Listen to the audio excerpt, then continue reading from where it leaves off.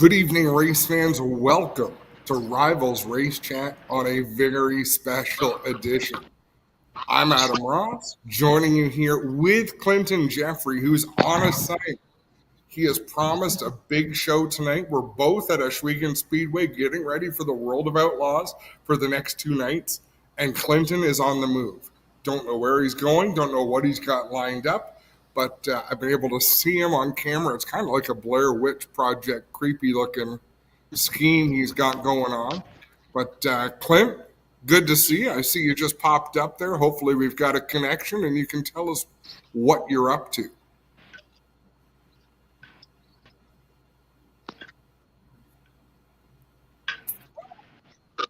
Almost had a connection. That was fun for a minute. Let's talk about something other than what's going on this week. Let's talk about opening night Friday night at the Big O, Ohsweken Speedway. All divisions were on hand except for the 360 sprint cars. Gave that division the week off to get ready for the World of Outlaws this week, but added the Race of Champions Sportsman division. Some of the highlights of opening night, the track was great. Jillian Hills, defending champion in the mini stock division, won the championship last year without ever winning a race. So when she and her dad, Glenn, talked about this season, they said their only goal is to win a feature. All they care is winning a feature this season. Well, she accomplished that on opening night. Night one, she gets the win. Check that off the books. The other thing they wanted to achieve was a track record. Jillian did not get the track record, but Bill Pearsall did, driving a car that Glenn Hills built over the off-season. In the popular Middleport Mechanical Thunderstock division, it was an epic battle between Dave Bailey and Ryan Beagle, the big dog. Beagle got screwed up in lap traffic with a few laps to go, and it cost him the win. He got bottled up. Bailey got around him. Bailey was able to hold him off. It's going to be exciting, I think, to see that play out all season long. And then, of course, in the crate sprints, Jacob Dykstra takes the win. Fairly phenomenal victory lane interview. A little edgy, but, you know, it's nice to see drivers try to make some outlandish statements, and he did. He expects he is going to win every feature event this year, so it was a lofty statement to be made. I could see the other driver who won doing that. Cody McPherson had a great battle with Brad Rouse. It's a really good sportsman race, I thought. A lot of drivers showed some strength, but Cody McPherson takes the win. That's someone I could say, hey, I'm going to win every race this year this weekend. I think they're only here twice, so that's a reasonable claim. But anyhow, solid opening night, great car counts, didn't need B mains, had 28, 30 Thunderstocks, 28 mini stocks. I believe there's 28 crates and more than 20 sportsmen. So it was a really well-supported opening night. What the heck? I thought, it's hard to miss you when you won't go away. What's up, dude? Nothing, just filling people in on what's going on. I've been trying to get network out here, but it ain't working. So glad at least you could hold down the fort while I was running around trying to make that work. You know, this is the trouble. So many great things happen in the 30 seconds that lead up to our show. And you walking around, being able to see that's fabulous. That's fabulous. I need a bigger chair. Keep talking. Being able to watch you move around in the pre-race show was really cool. Oh, this is going to be neat. We're going to see Clinton venture through the campground. The campground is fairly full. All of the Outlaw rigs are parked here in the pit, so it's looking like a racetrack. It's going to be a great few days here. And Clinton, you got here yesterday. Yeah, I moved in yesterday. I think it's good. You know, I thought we'd have more campers here, but they're sold out, so they're coming. We understand that. Obviously, a lot of people, I think, had to get through Tuesday, but both campgrounds are sold out. The buzz is really starting to pick up around here. I think for us, it kind of became real when the first 8 Outlaw teams rolled in. The first few were like Gravel and Sheldon, and those are 2 of the most popular guys. So to see that just take off was an awesome way to start things off. And if you've been on social media today, highly recommend go check out Logan Schuhart. Go check out Carson Macedo. A lot of them are making posts about what it's like to be here. Some of them are back. Some of them are here for the first time. But what's most impressive is to see the reaction of the drivers who were here in 2017 and who haven't been here since. Yeah, a lot of changes, obviously. A lot more concrete, a lot more buildings, and all the pavement. Every pit spot is paved now for them. So I think that does a lot for them. And it does a lot for us when they come around to just see how much effort we put into the place and see the kind of, investment Glenn's put in. And he was like a kid in a candy store day. Glenn had he had his late model out practicing, and that's a story too. Max McLaughlin and Mike McLaughlin were the ones who are putting his late model together. So they're here just crewing for Glenn, which is crazy because there's both superstars in their own right. We may get them here. They were out for dinner, and we kind of interrupted their dinner plans, but Max said he would stop by and just talk about that. And, of course, he's not the main attraction, but still a big star when they come to watch weekend. It's great to see them.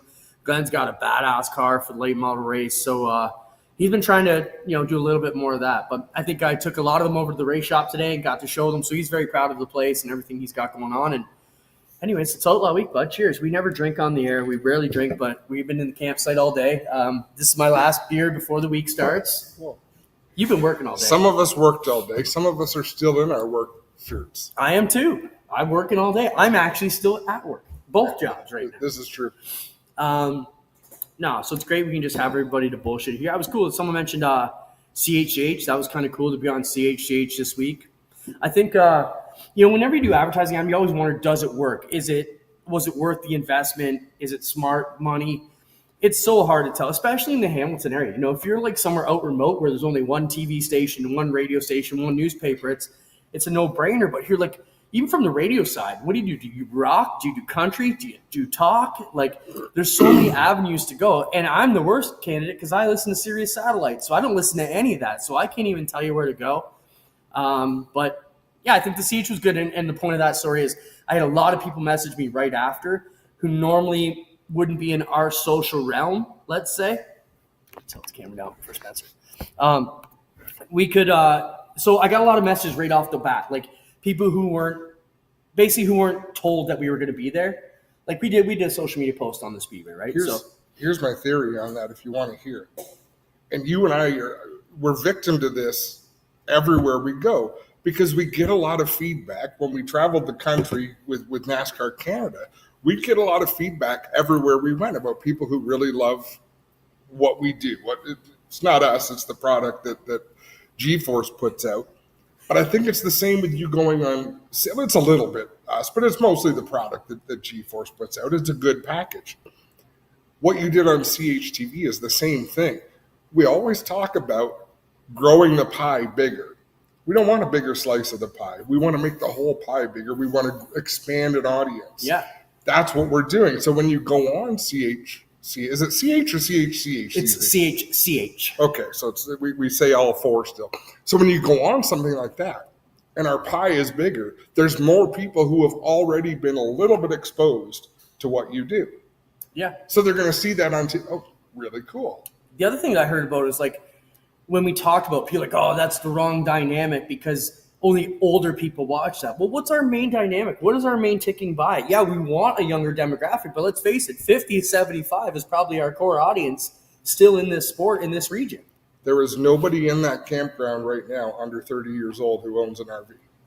You're not wrong. And it was Tony Spiteri from Pinty's that told us many years ago, where's your buying public? Where's your money at? It's in that older demographic. So, yeah, we need more people to get interested in the sport at a young age, but let's not throw away our core demographic who's making the boat row right now, and those are the ones who are in that older age demographic. And you're right, who can afford a $50,000, $25,000 RV and take the days off and come out here? So I think we need to look at what our audience is. But I still feel, Adam, and this has kind of been what we've been with G-Force since the beginning, I kind of feel like we are Major League Baseball in 1908, or we're in the NHL in 1950, or we're NFL in the late 50s, where it didn't blow up yet. They were getting 3,000 people at the games, not the 60 or 80,000 they get now. And that's where the core part of the G-Force thing comes in, is I think, hey, we know it's hard for the other tracks to be like, oh, yeah, it's just like I like to say, our product's so badass, we're going to give it away for free and dare you to stay home and not come out. So I still feel like we are on that cusp of building this sport where it needs to be like the major sports did. And they did it by giving it away and making it work. So, I think I still believe in what we do on the G4 side of things, even though, hey, without partners like Glenn and Tina going this, we would never make it work, right? No, for sure. Spoke a little bit about opening night while you were trying to get signal. Yeah. What were your thoughts on opening night? Well, I have a different perspective, right? Because I have a different list of problems. And, I was frustrated just because I'm glad we got it in, let's say, because I had a laundry list of things that we could fix for this week. So the cold open was big. I thought things went well. Like, from the outside, if you were watching while we had signal, because that was just all the little things. Like, our stream dropped out 3 times. We blew out an encoder. We had trouble with the big screen in the infield. I had a problem with the sound system, both of them back here in the pits. So I was pissed off. Well, a better question is, what did you think of opening up? I shared a bit of it. Shared Jillian Hills. This is a cool story. Jillian Hills, who didn't win all year long but won the championship, and they actually had a chip on their shoulder about it, which really the Hills don't. They're the happiest people you'll ever meet. But they wanted to come out and win. She came out and did that, really puts the exclamation mark at the start of the season. I thought the night was really good. I thought every race took too long. Yeah. Just little things. But the racing was excellent. When they were racing, like Beagle and Bailey, that was a fantastic battle back and forth. Lap traffic winds up screwing Beagle. Bailey gets the win, but it was a lot of fun to watch. Mini stock race was good. I thought the sportsman race was excellent. Yeah, I mean, even the drama at the end with Dykstra, where he jumped to start, he got put back to third, and then come back to win the race. I think that's some pretty wild drama right there at the end of that one. So why were the race too long? Towing was one issue.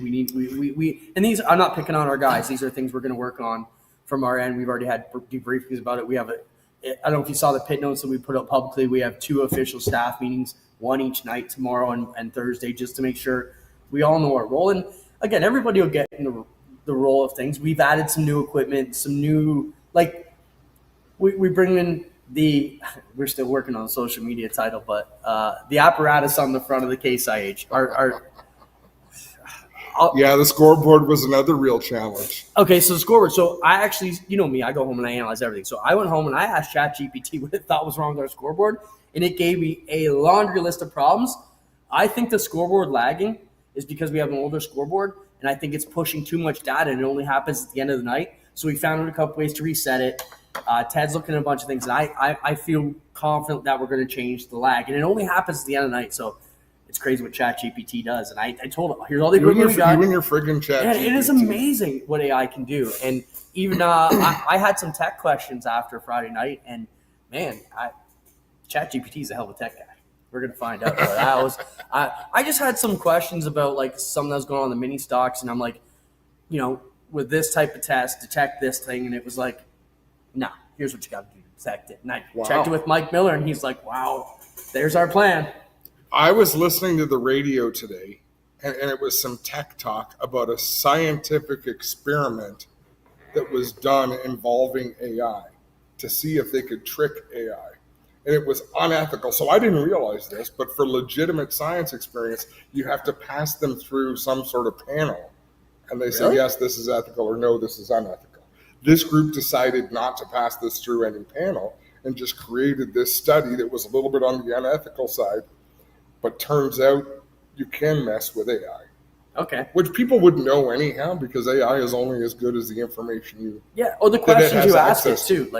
We had to ask, and you're right, the questions or the info, it has info, but I was quite impressed. I mean, I use it for everything, that.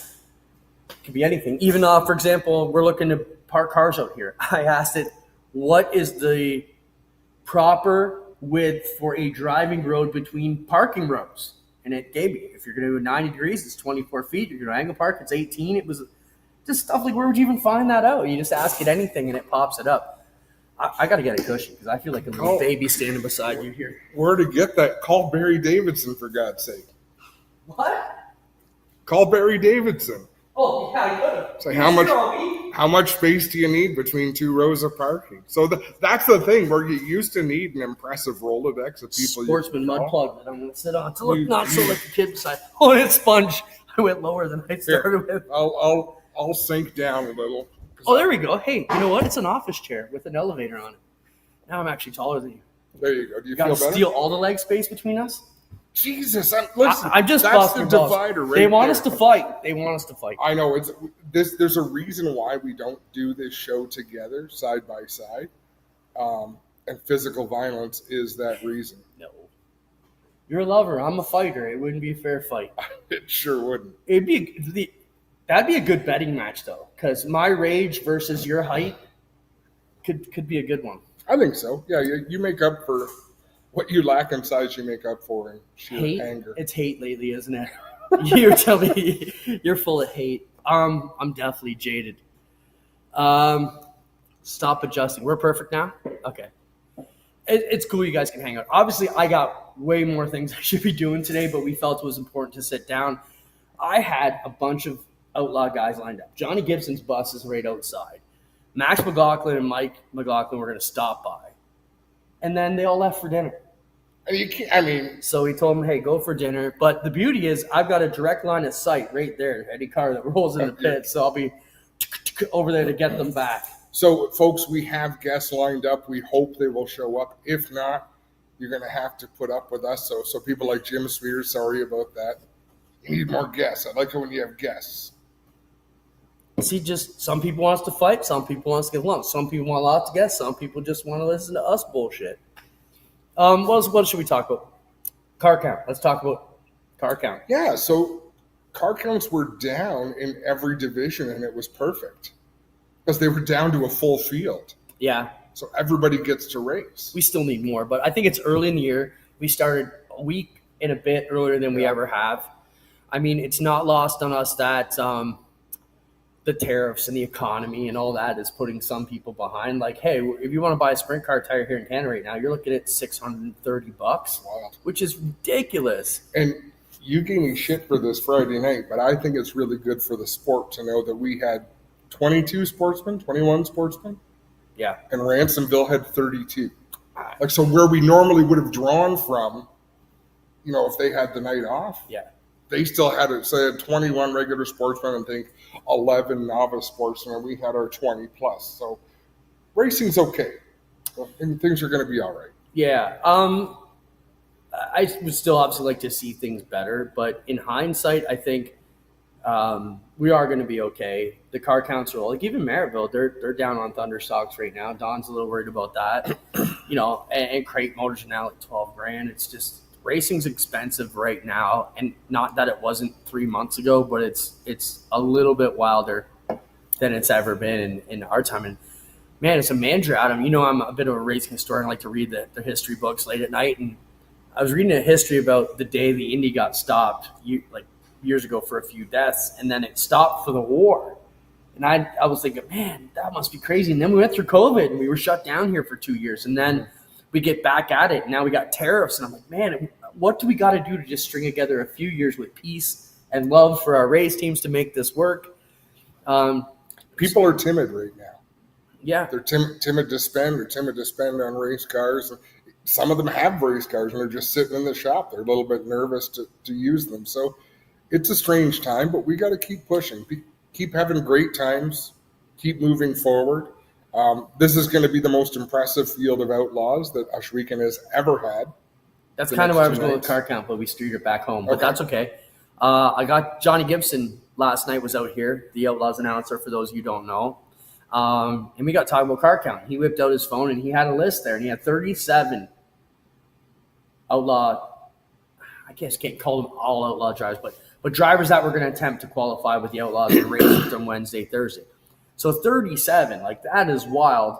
The only one that we couldn't cross-reference, and I had to take it off his list, was Matthew Barjay, who messaged me yesterday, said his 410 didn't come in. He is going to cancel his camping and that because he won't be making it down. Shoot.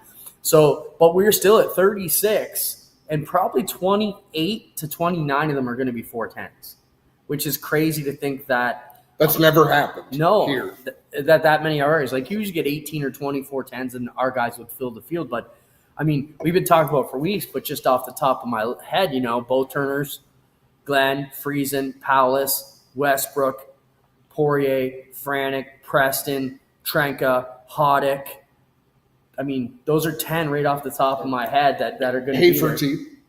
I don't think he's going to make it now. Alex Hill. Oh, really? Yeah, I don't think Alex Hayford is going to come for the Nationals, is what I heard. But he was on the list at one point.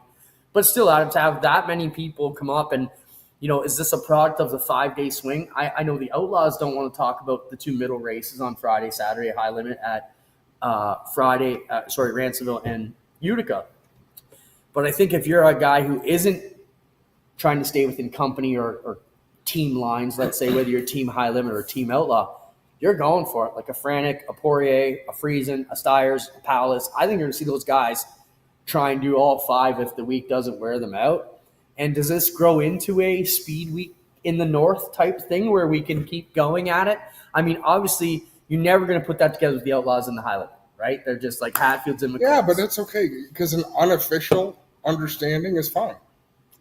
Yeah, and I mean, look at for many years at Dirt Week where we came from, when Dale was getting started out, you had the big Saturday race and then you had the short track Super Nationals. Yeah.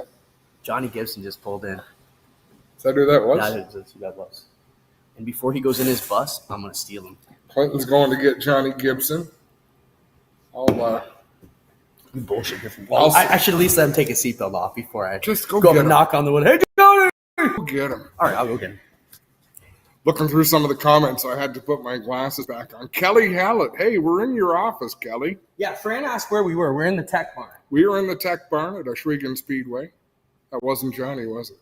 No, it's it. I'm just letting him shut the car off. For Christ's sake, go lay in front of his car.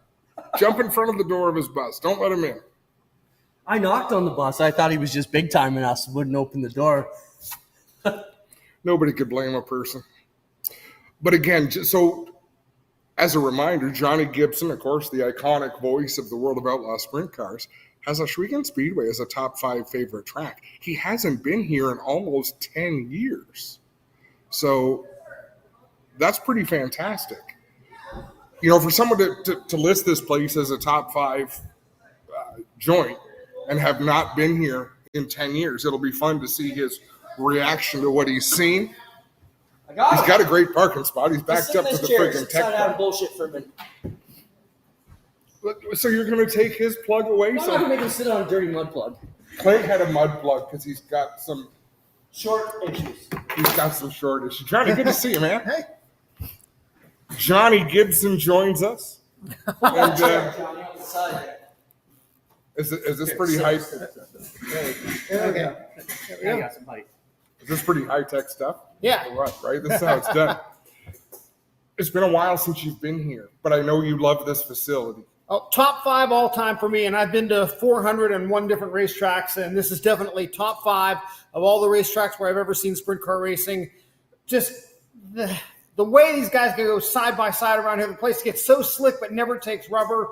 It is so awesome to be back here. And talking to Glenn Stiers yesterday, one of the first things he said to me was, what stands out the most in the differences from the last time you were here? I said, everything. Everything is so different, but there's been so much improvement made at this facility. Not that it was bad to start with, but it is just so amazing to see all the buildings, everything that was not here the last time. You know what's not new?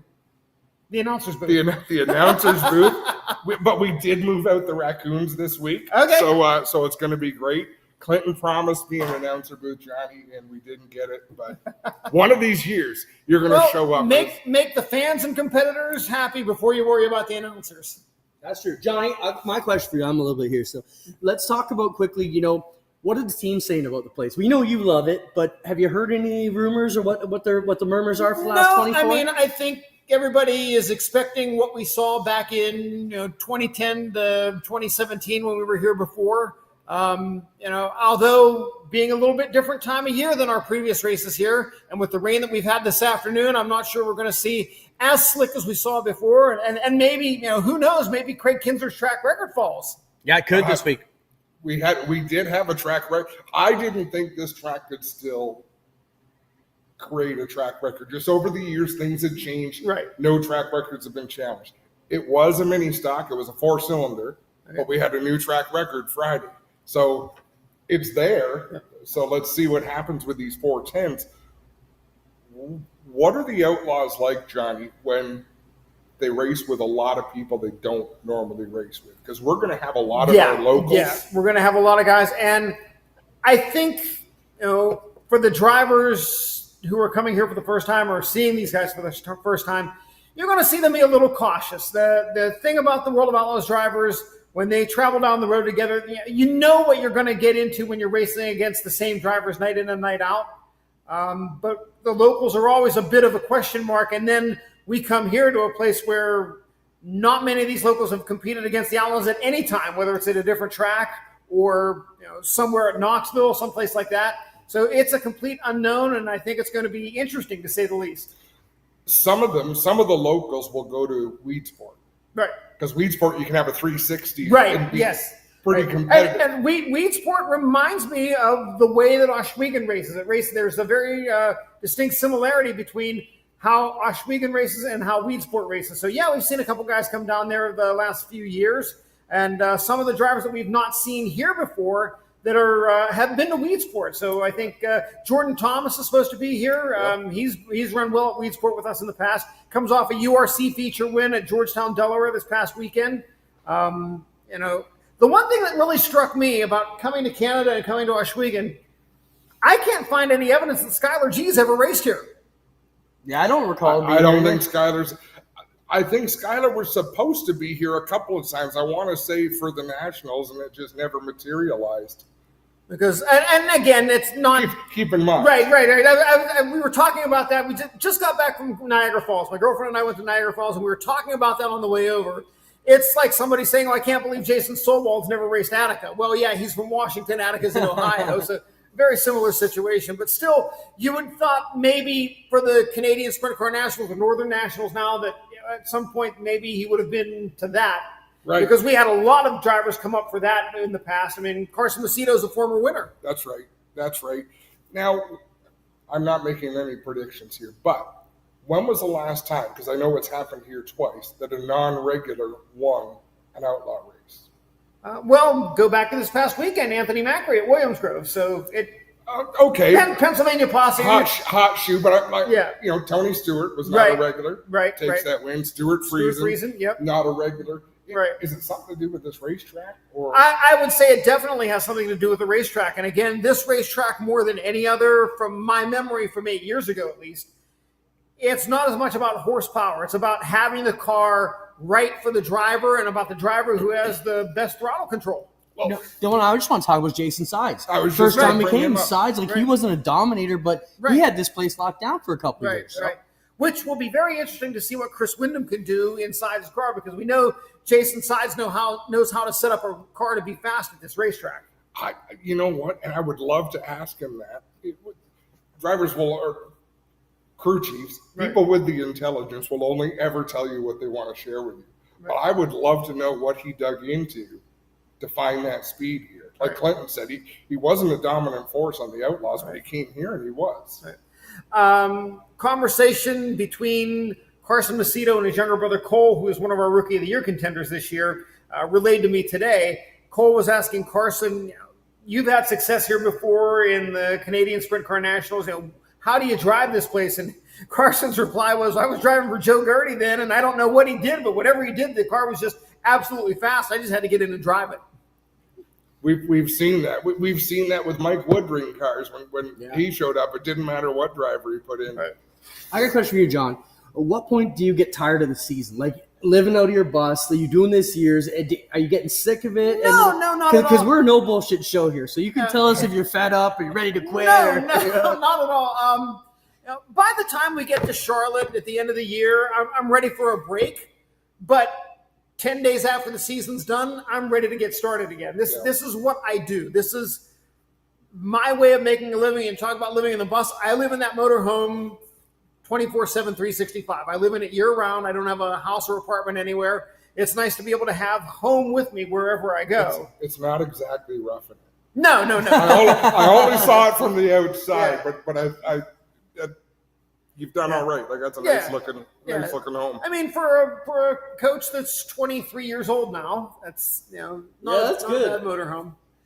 But no, I am so very fortunate. I say this anytime I'm ever interviewed or anytime I've done live podcasts or whatever. I am the most fortunate race fan in the world. I get to see the world's greatest sprint car drivers night in and night out, and I get to talk about it. Is this a vacation for you guys? Or is it just a piece of the season that takes you somewhere new? It's a little bit of both. Like I said, we just came back from Niagara Falls. My girlfriend had never been there. A bunch of people from the World of Outlaw staff have gone. I'm going to do a little bit of vacation type stuff on Friday. I'm going to go to the Hockey Hall of Fame. Awesome. Huge hockey fan, so I'm going to go into Toronto and do that. You're not driving the bus there. No. So what the plan is, we're going to actually take the train into Toronto. Perfect. Do the Hockey Hall of Fame, do some touristy stuff, come back here, chill out for a little bit, and probably roll out of here about 10 o'clock Friday night and get through Toronto around midnight or so and head to Cornwall. I think... Now, will Walmart still allow anybody to park there? It depends on the city. A lot, at least in the States it does. A lot of municipalities have now basically outlawed overnight parking in parking lots like Walmart, so you have to be careful as to where you go. I don't spend a lot of time in Walmart parking lots simply for the reason that I'm basically nocturnal. I stay up very late at night. I sleep in during the day, and I always feel guilty that even if the parking lot is huge, I'm not up and on the road by 7 or 8 a.m. And if I'm sleeping till 10 or 11 and taking parking spots away from customers. So absolute necessity, yes, but otherwise I kind of avoid the Walmarts. If you're looking for it, there is a Walmart right next to the Burlington train station. Okay. So if you do need to take the bus somewhere, just because it's not very friendly. This part of the world is not very RV friendly. Ashwegan is, but once you get down into the city, it's tough.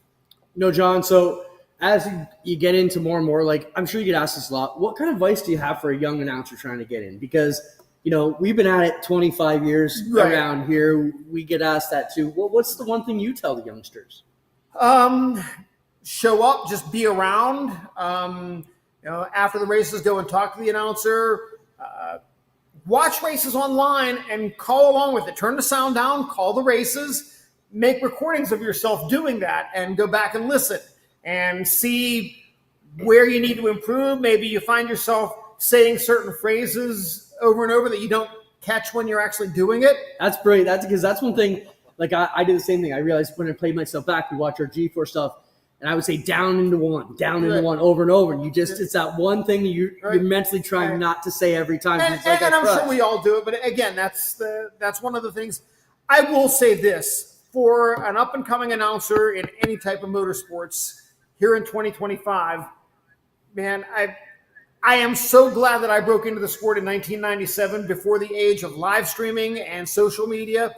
Because fans are brutal on young announcers. I was probably horrible my first 2 or 3 years, and only for 2 or 3 years because announcing for the World of Outlaws, I got 5 years worth of local track experience in a single year. I was doing 100 nights a year and people couldn't hear you. Exactly. Back in the day, right. You'd hear a little bit of excitement, but until things shut down. That's a good question. Has Dirt Vision changed your style at all? Very much so. Yes. I call races from watching the monitor a lot more now because that's what the people at home are seeing. So I do that a lot more.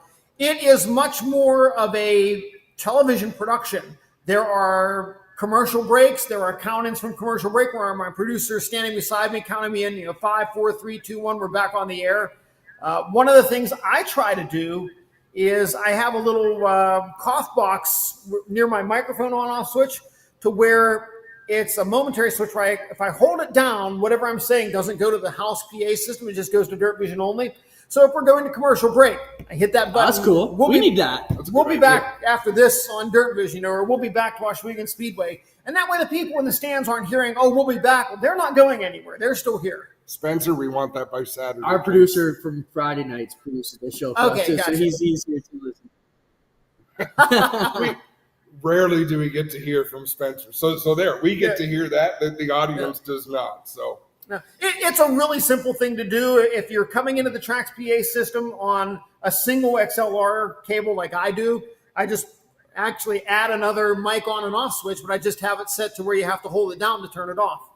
John, my question for you is debate rages on. Streaming. Too many packages. Is it killing the sport? Is it helping the sport? I think it helps the sport, especially on a World of Outlaws level.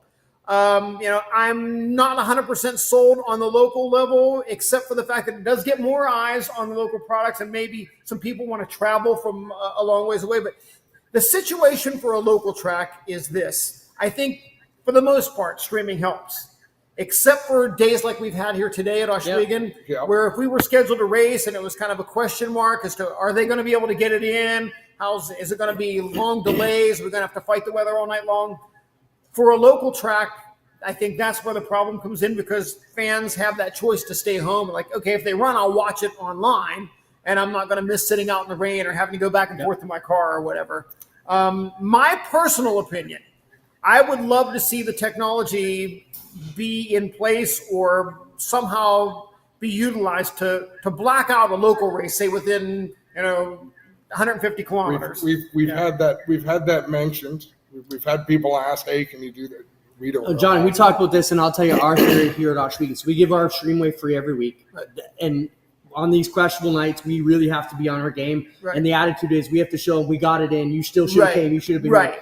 But I know you're a big sports guy. I know you're a Penguins guy. So I equate back to 1952. The CBC came to the Toronto Maple Leafs and said, "Hey, we want to put every home game free."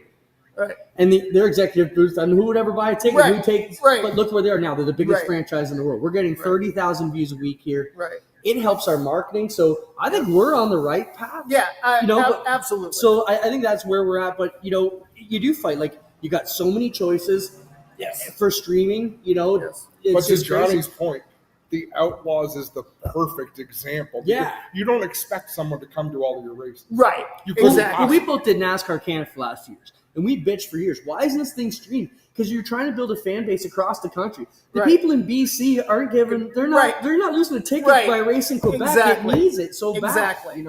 Exactly. Johnny, what's the story tomorrow? I don't want to put you on because I know these are all your buddies. I'm not going to ask you to pick a favorite. Any stories you see coming down the line? Maybe not a winner, or what may be a story tomorrow? I think Stuart Friesen being back is a story, and he races sprint cars very rarely. But I think especially at a place like Ohsweken, he's certainly capable of coming in here and getting a win. I know it's one of Glenn's cars, so it's going to be top of the line stuff. He looked good at Weedsport last year too. Coming up, I think he won 2 more yellows. He might have had a shot there too. Donnie Schatz comes off a podium finish at Williams Grove last week, and he's the type of guy who likes throttle control. They've gotten back to the Chevys, which I think fit his style a little bit more. So I'll be interested to watch him. David Gravel, doing historical things in 2025 as far as wins with the World of Outlaws, but this is a little bit of an unknown for him. He doesn't have a lot of experience at Ohsweken Speedway, so it'll be interesting to see what he can do. Again, I want to see what Jason Side's car does with Chris Wyndham behind the wheel. I think our 360 guys are looking at Macedo too. He won the Nationals here. Yes, he got absolutely. It done, that was going to be the next one on there. Sorry, I didn't mean to jump on No, we're good. All good. Johnny, we don't need to keep you much longer. We appreciate your time, man, but you're welcome to stay. But I know I'll hang out for a little bit. You got the date. What'd you do in Niagara Falls? Where'd you go? What'd you do? We did the most touristy thing you could possibly do. So we went. The Ferris wheel? No. We did the Skylon. Okay, yeah. Okay. We did Skylon. Right on. And we took a walk down, on the walkway down along the river and everything. It was a little cold and damp, but it was fun. Does it freak you out? No, not at all. It freaks me out. The Skyline Tower or the falls? No, walking near the damn railing at the falls. Yeah, because it's only up to my hip. Because you're 8 feet tall. It freaks me out to be even close to it. And again, I'm from Western Pennsylvania, so not all that far away. As a kid, we even took field trips to Niagara Falls from school. So I've been here multiple times. My girlfriend's from Kansas. She's never been here before. So we did the touristy thing. And you're going to love the Thousand Islands. I'm sure you haven't got to spend a whole lot of time in that area as well. But when you go down to Cornwall, just a beautiful. That's where I was going to go. Let's do Raymond some favors. So Raymond's the owner promoter down there. What do you know about Cornwall? What are you hearing about Cornwall? What do you feel? Other than that, they're going to be going left the whole night. Yeah. There's no straightaways there. Yeah, no. Cornwall, small racetrack. We've only been there twice before, and Donnie Schatz is undefeated there. Okay. So wouldn't it be great to have him get his magic back this week? Knock 2 down. Like, the fans would go crazy for that. So, and from what I remember, traffic there. I mean, Cornwall, we'll be in traffic on lap 3 or 4. Yeah, Yeah. definitely. So The pace lap is nose to tail. But it's slick as heck. It takes rubber sometimes, so that track can go either way down there. It's a fun crowd too. The layout of the place, the design, everything is. right. Our right people on be top of happy, it. but the Quebec, they're right on the fringe Yes, there, yes, man. It's going to yes. be insane, and they are going to pack that place because they don't hold as much as we do, and Right. he's got the same amount of ticket sales we do. Right. So that's one thing, John, I want to mention. Ticket sales have been really good for us, even leading up to the week. I mean, today a bit of drizzle. The weather looks good. We're going to fight this through. I've been talking to Doug Leonard all day. Right. And Doug knows our weather around. Right, He lives here. right. He's been in this place a lot. It's been great. No, I'd rather have these conditions today than tomorrow or us Thursday. too. It doesn't do good for the box office. I think we Yeah. could probably could have sold more tickets today, but we've done pretty good. We did some live TV yesterday, and I think we're in a good spot, the best we can be. I think it'll be tremendous. I think the people will show up. I actually just, judging by the excitement around the area, I think they'll do a lot of walk-up as well. Yeah, I feel our walk-up's going to be great. And traditionally, our big race, like NASCAR last 3 years, we got pounded with rain. Like, I wouldn't be buying my tickets in advance Right. if I'm an Australia No. fan right now. Race fans, if you are coming, and you should be coming, give yourself a lot of time. Yeah. Traffic. There is going to be traffic tomorrow and Thursday. I got a bit of a tidbit. No, you're absolutely right, Adam. Get here early. David Gravel has been working with Nathan Ackland, our local team, here to help him get apparel. And that's one thing. We've had a lot of guys Yes. work Yep. with the Canadians, and I'm happy our teams have stepped up. Even Greg Callan did a lot to get the Outlaws their tour shirts. So David Gravel is going to be at his souvenir trailer at 4:30 tomorrow, signing autographs for a little bit. I'm going to try. No Shots has got his trailer here, so we're trying to get Donnie over there too. Right. And I don't know who else will get over there. But there will be some autograph sessions in the grandstand area right after the gates open tomorrow for a little bit of time. So if you're looking to meet David Gravel, he will definitely be there, confirmed. So how's that been, John? Like, coming into Canada, what are some of the big things? I know logistics with the trucks and all that, but what's been – did you face any issues getting into Canada? I got stopped at the border. The Canadian Border Patrol came in and searched the motorhome. We had to get out of the motorhome. But part of that is my fault because being completely honest, when they stop you at the little booth, I had forgotten about the limit on amount of alcohol you can bring in. And I live in my motorhome, so I had a couple bottles. I got a bar, boys. Right. And but they seemed satisfied that the bottles had all been opened, and it wasn't like a bunch of unopened bottles there. So they were not trying to sell it up. Right, Canada, exactly. No tariffs right now. Right. No, that's great. I mean, I know I've been talking to all the teams as much as I can and thanking them because I know it's definitely not lost on us what they had to go through to get here. Right. And but to be perfectly honest with you, coming here has never been that much of an issue compared to when we were going out west and crossing. Really? Why was that? They're just tougher border down there? I think part of the reason is when you cross here, it's a fairly busy area, and they're used to seeing Canadian race teams crossing into New York and vice versa. It happens a lot. When we were crossing in North Dakota, there were times where I'd pull up to the crossing. I'd be the only car there. So they got all the time in the world. They've got all the time in the world. You woke them up for one, so they weren't impressed already. Super Dirt Week. I wasn't feeling good, and I left in the morning. I got to the border, and we were the only ones there. And I'm like, we're definitely getting everything out of the truck right now. But you just sit back and enjoy it. John, as you get going, how are you going to spend these couple days? We know you went to Niagara Falls today, going to Hockey Hall of Fame. Hall of Fame, and then actually we'll probably cross back Sunday night right after the race at Cornwall. Actually going to go to Weedsport Speedway for a couple of days. My girlfriend and I both really like the Finger Lakes region of New York. Yep. We found a couple of really nice restaurants there. So we'll do that for a couple of days and then head to Ohio. Adam grew up there, lived right in Auburn, New York. Okay. Grew up there, right? Yep. So how far is Weedsport from Auburn? Not far, right? Well, I lived in Elbridge. I lived 10 minutes. So Adam was rolling wheels down. He grew up with rolling wheels. We could hear the cars at rolling wheels on a Friday night. The wind was blowing the right way. Yeah. So I really like the area, so we're going to spend a couple days there. Awesome. Just vacationing? Just vacationing, yeah. Where are you off to after with the Outlaws after Cornwall? So after Cornwall, the next races are Friday at Attica Raceway Park in Ohio and Saturday at Sharon Speedway. And then Monday, which is Memorial Day in the States, at Atomic Speedway in Ohio. So 3 nights in Ohio. And then from there, a long road trip. We go to North Dakota. We go to Grand Forks on the following Friday and Fargo on Saturday. How long? What is the most brutal trip swing? Like from one race ending to get to the next race, what's the toughest one on the schedule? We've got a couple like overnight drives they're pretty tough. Like we've got a couple 5.5 hours from one track to the next to do like from a Friday to a Saturday. In September, we will finish up our West Coast swing at Tulare, California on a Saturday and race the following Friday in Ohio. Yeah, that's So it's a whole week to get there, Yeah. pretty much. Yeah. Yeah, that's a long trip, man. Yeah. Any idea how many miles you guys put on a year? Somebody ever get that stat out? I do between 30 and 40,000 miles, but that's because I have the motorhome out and I go basically point to point to point. The teams will do more than that because a lot of them, go to a racetrack, go back to the shop, go to the next racetrack, try to get back to the shop. So they'll probably do 50 to 60,000 miles a year.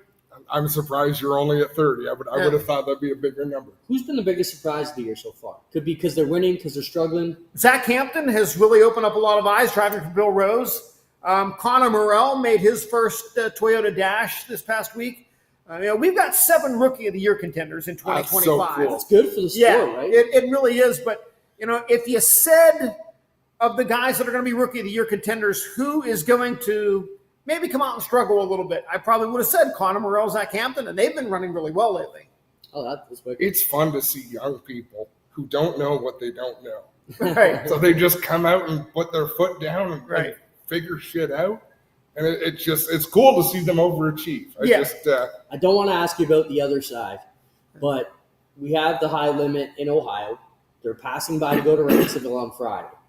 Any chance we'd see any of them pop in on Thursday, or the company lines to company lines lately? I really doubt that just because, again, crossing the border to go back and forth like that, I think, you probably will not see that. Not that we need them with 36 right now. I'm- Did your list change at all? We were talking before you got here. You and I talked last night. You had 37. We knocked Bar J off. Are we still at 36? Right. I think we were at 36. We added one today, Davey Franek. Yeah, Franek said he's coming. Yep. So back to 37. Yep. I'm shocked at those numbers. Are you shocked at those numbers? I kind of am. I mean, I thought maybe 30-ish, with That's what I've been with- telling. with I what said we had- 26 to 32. with what we had pre-registered through the World of Outlaws website, I was thinking, okay, 30-ish. And then Doug Leonard sent me a text like, here's like 5 guys I know are coming that aren't on the pre-registration list. So what gets us to a C main? we'd probably have to have 42 or 43. So for probably that. not. So we'll have No, a full, right. an impressive. So- C So main hell of a going big on. last chance So- showdown tomorrow. So, so we'll have 4 heat races. The top 5 from each heat race will walk into the feature. So that'll give us 20 locked in. So probably 17 cars in the For 4 Microlight spots. Last Chance Showdown to take 4 to the feature. That's awesome. I've said it for 25 years. There's nothing better than a Consi that matters. Yeah. Call it what you want. Consi, B main, last Right. chance showdown. That can provide so many stories. Well, if you go back and look at what happened at Williams Grove on Saturday night, Darren Pittman driving Donnie Kreitz's car, they have engine problems during qualifying. They're behind the 8 ball all night long. They come out of the C main, start last in the Microlight Last Chance Showdown, and advance out of that into the features. They ran the alphabet Saturday night. It happens. That's a tough place to do that, too. Bell's got a lot of experience here. Everybody was hoping he was going to show up with that car here, but Yeah. I don't think that doesn't look like it's in the cards. No, not. I'm trying to think the next time Christopher is in that car, and maybe Kings Royal weekend. So they just going to split? They're going to put Pittman in the car? And, Well, and Bell? they've got 3 drivers. They've got Darren Pittman runs all the Williams Grove races. Christopher Bell's been running some races, and then Ryan Smith runs it at Port Royal when the other 2 aren't available. Oh, wow. Busy guys. Yep, right on. Well, Johnny, we'll let you get out of here, get back to your bus. We appreciate you stopping by. We're looking forward to hearing you on the air. Anything you should let the fans know and help us sell tickets for the next 2 days? Get here. Again, top 5 track in 400 that I've been to. I think it is going to be amazing. You don't say that everywhere you go just to make us feel No, good? no. It's actually really interesting because in the next 2 weeks, I get to 2 of my top 5 tracks. What are they? We're here, and then River City Speedway in Grand Forks, North Dakota is my favorite. So River Cities is up there. Like I said, River Cities is my favorite. Oswegan's in my top 5. Eldora is in my top 5. God, I posted this yesterday, and I just went blank on That's the other okay. ones. That's all good. Hey, what do I got to do with Glenn to make number one on your place, Lost Weekend Speedway? Is it new leather seats in the tower? No. A new computer screen up there? What do we got to do? My rankings are based solely on the on-track racing. It has nothing to do with facilities or announcers' booths or anything like that. I base my rankings strictly on the product I've seen on the racetrack. It's going to be tough for somebody to topple River Cities just because we race there twice a year and have been doing so for almost 20 years now. And the thing that keeps me ranking River Cities number one is I've never seen a bad race there. Yes, some are better than others, but I've never seen like an absolute stinker. And I don't think I've seen one here either. It's just that we haven't been here nearly as often. We don't have the volume of work to compare to. I mean, the night Stewart won, and both Stewarts, Tony Stewart and Stuart Friesen, I mean, those are iconic nights in the history of Lost Weekend Speedway, you know, and those are nights where our fans are talking about it for years. Right. The fact, I mean, we watched the Stewart race a week ago, and that was a three-wide battle. The three of them out there, and they were banging wheels, and oh my God, if we could get one of them in the next 2 days, we'd be honestly, one thing I do miss from our previous visits here is no 360 race the night before, because I could just sit back in the stands and be a race fan and, you know, get to watch all that stuff without having to work. Yeah, you never know. We could get back to it, but, you know, it came up with the World Finals. Doug Leonard called me and said, we got a hole in the schedule. Can we make it work? Glenn and I met that Monday with the management team, and I said, we absolutely got to do this and make it work. Thankfully, Mother Nature, it could still be snowing here right now, John. You realize that, right? That's not over the realm, right? We've seen it snow on the May long weekend. And but that's it's this coming hot, good weather. I mean, I'm sweating here right now. It's a good problem to have. Yeah. No, what I can say to try to sell tickets is get here. This place is absolutely awesome. And for my side of things, the things that I do at the racetrack, I've got a little surprise for the fans in the stands and the fans watching home on Dirt Vision tomorrow as well. Ooh, very cool. Wow. We'll have to pay attention for that one. No kidding. Yeah, definitely pay attention to the whole race program. All right. All right, Johnny. Thanks so much for joining us. Guys, thanks for having me, man. Yeah, I look great forward to working with you to tomorrow. Have a great night. Thanks. Enjoy it. The Penguins, they'll be all right. They'll be all right in the long term. We're stuck in limbo now. We need younger players, but we've got that core with Letang and Malkin and Sid. I don't know how we escape that. We got those three guys under contract. I don't know how we build around them. I'm hoping we can. You know, we're in Leafs territory here. Yeah. We know the choke's coming, and I've been a Leaf guy my whole life, but well, hey. We're dealing with Kyle Dubas. You guys went through that. Yeah. Okay. Yeah. Well, good luck to you then. Hey, thanks, John. Awesome to have Johnny Gibson here with us, Adam. Yeah, that was a lot of fun. What time we got? Oh, he almost carried us right through a whole hour. It's time for Picture Drop and Burger Barn videos of the week. Did we get any good comments? Did we miss anything good? There was a lot of people chattering. I enjoy when our audience chats among themselves and share some thoughts back and forth. Chaz sent me messages today. He was this close to coming. He just said, you know, I'm just concerned I'm not going to make it on time, and you know, the weather's scared today. He's like, I don't want to drive all that way and have an issue, but I'm not worried about it. The weather looks fantastic for Thursday, and tomorrow's totally manageable. So next year, we need to send someone to pick up the Chaz. There's a lot of fans who wanted him here. We got to send a bus down. That'd be funny. Chaz, who would you like to fill a bus with to come to Ashwegan Speedway from the U.S.? I give Spencer 2 views. He can pick whatever color he likes the best. Right. I think you know, we're going to have a great show tomorrow and Thursday. I think the atmosphere is just going to pick up as we get into it. All right, let's go to it. Let's go to our Burger. Hey, Burger Barn's back. Did you hear that? I heard that. This Thursday, or actually Friday. Friday they're opening. Or is it Thursday? Sometime. They couldn't open Wednesday? I asked Jay to come here. They just won't be ready. So they are going to have temporary Burger Barn, their Burger Barn truck, I guess it is, and the Pesky Penguin trailer. So it's awesome to see they're back in business. We shared it up today on our socials. So get down there to Burger Barn if you can. Can you imagine? They couldn't do it Wednesday, Thursday. You know why? Because our fans would have sold them out. They would have eaten out of everything they had. Jay would have no food left for the weekend. But it's great to know when you come to Watch Weekend on a Friday now, you can go to the Burger Barn for the rest of the summer. So that's exciting. Let's jump into our videos of the week, our Burger Barn videos of the week. Welcome them back. And Petro Plus, of course, the official fuel supplier of all things G-Force TV. Let's have some fun here. I don't know what we sent in this week, Adam, so let's see what got dumped off in the account. The downhill inline final. That's okay, so these guys are, look at the helmets on for one. This is downhill skateboarding.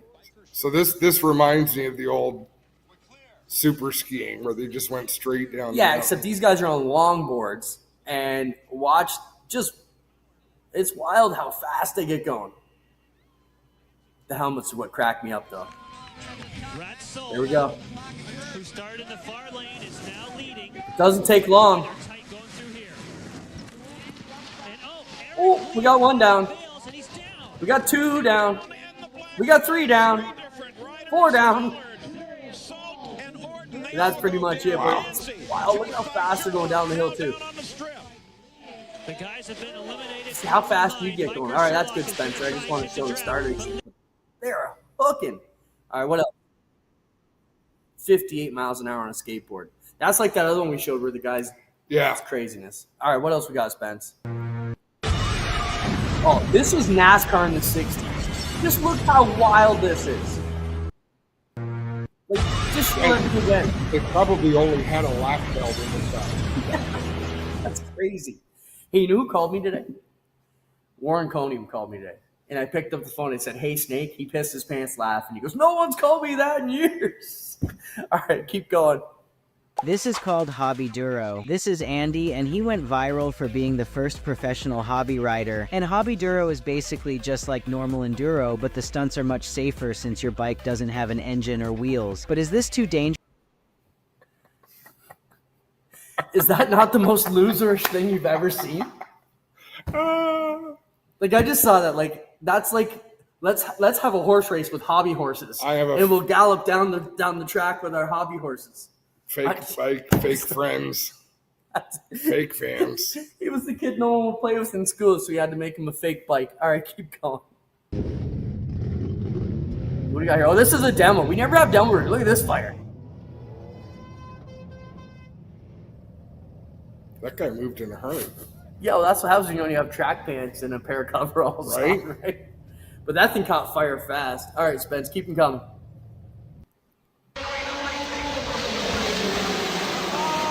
No, just go. What happens there, Adam? You're a go-karter. How does that happen? Is that wet? Is that everybody following everybody else? It's gotta be wet, but it's possible. Yeah, that's water.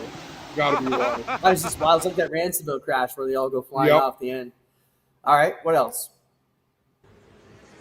More racing this is electric scooter stand-up racing. Go wide here. This is wild. I challenge you to this. Beaten. So, I mean, I have a lot of respect for different riders and drivers, and where do they come from?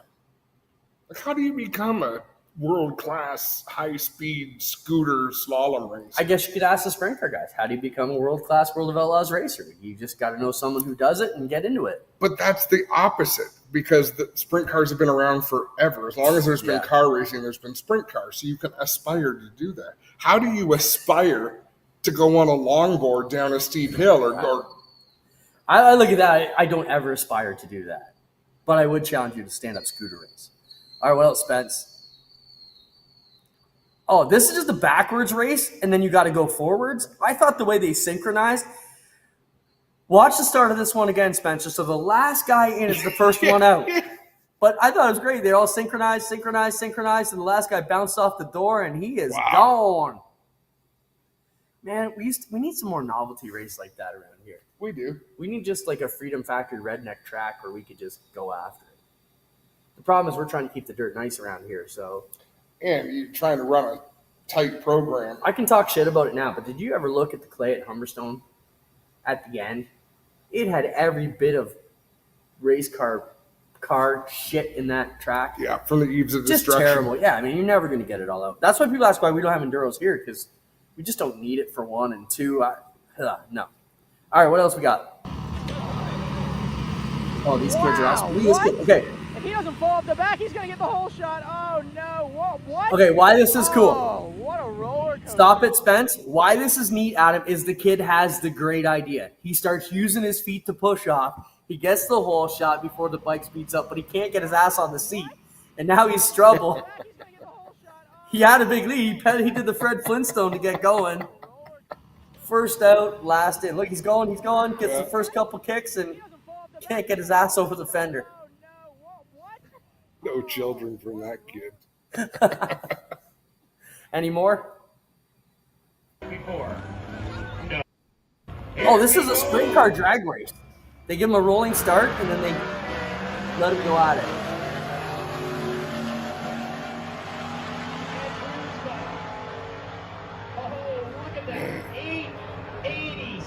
They gotta have no stagger, right? They gotta. No stagger, but still. Wow. I thought that was kind of neat. We never see that before. All right, send us home, Spence. This I would do again.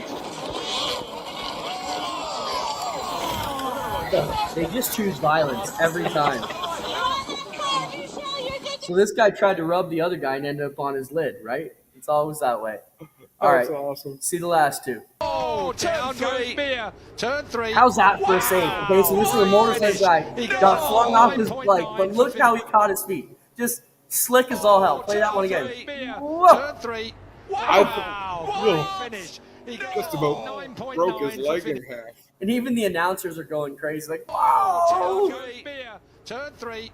Wow. Great finish. He gets a 9.9 for finish. That's some style points right there. Give us the last Burger Barn video of the week.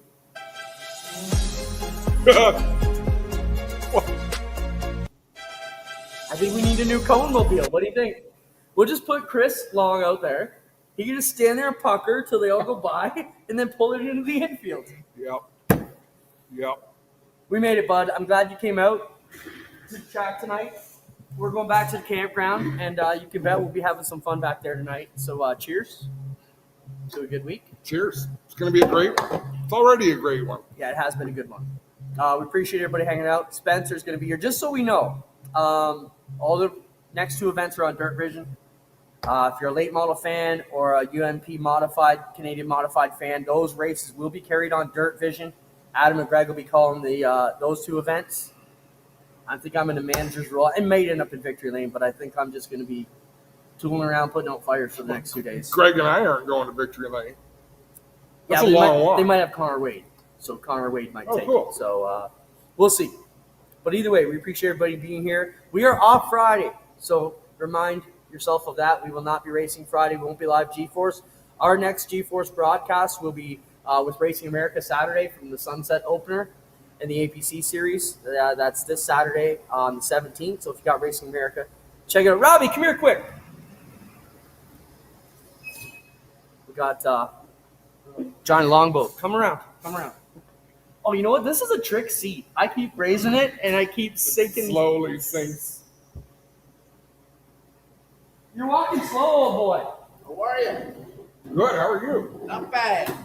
Getting ready for the day. Johnny Longboat is Ashwegan Speedway's director of Good Times. More or less. Right? More or less, yeah. Robbie's our campground supervisor. If you're coming into camp, see Robbie. He'll get. You look tired, bro. You gonna make it? Tired a bit, yeah, but yeah, we'll make it. Your heart's this big, though, isn't it? This Yep. big? Robbie loves the Outlaws more than anybody. I appreciate what you do for us, bud. We're gonna have a great week. That about does it here from live in the Tech Barn at Ashwegan. Spencer, we appreciate what you do for us. Thanks everybody for hanging around. It's going to be an amazing week. Get your ass out here to the Big O. You won't be disappointed, right, Robbie? Well, why should they come to the race? Close it Greatest off. race in the world. The greatest race. greatest race in the world. At the greatest place in the world, right? Exactly. All right, thanks everybody. Thanks, Spencer. See you guys next week. We'll be refreshed and ready to go. Cheers.